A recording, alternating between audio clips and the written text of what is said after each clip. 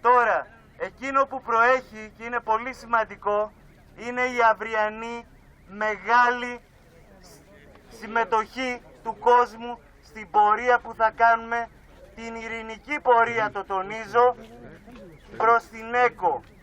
Να θυμίσω το ραντεβού μας στις 5 η ώρα το απόγευμα στο γήπεδο Διαβατών, όπου ο καθένας είναι υποχρεωμένος, δεν το ζητάμε ούτε παρακαλάμε πλέον, είναι υποχρέωση του καθενός να φέρει τουλάχιστον τον φίλο του, τον αδερφό του, τη μάνα του και το παιδί του.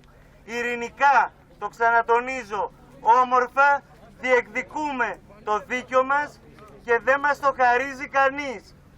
Αύριο λοιπόν θα γίνω κουραστικός και πρέπει όλοι να γίνετε κουραστικοί.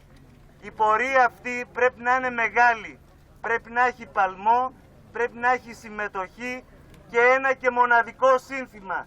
Ακόμη και αύριο υπάρχουν ελπίδες, ίσως και μεθαύριο. Αυτό θα δείξει και θα φανεί από αύριο, από τη συμμετοχή του κόσμου. Αυτό λοιπόν που κάναμε σήμερα ήταν μια συμβολική παρουσία στο χώρο που μας πονά, στο χώρο που μας ένωσε, στο χώρο που μας ενώνει και στο χώρο όπου δεν θα επιτρέψουμε ποτέ να συμβεί αυτό που κάποιοι σχεδιάσαν για μας. Έτσι όπως τελειώσαμε, έτσι όπως ξεκινήσαμε, θα ήθελα να παρακαλέσω, επειδή είναι βράδυ, σιγά σιγά να κατέβουμε ειρηνικά, το μήνυμα το δώσαμε και να δώσουμε ένα ραντεβού για αύριο το απόγευμα.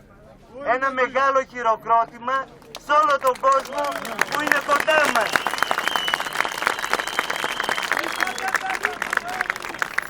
Ευχαριστούμε πάρα πολύ εκ μέρους της Επιτροπής και όλων των ανθρώπων που ήταν κοντά μας και θα είναι κοντά μας.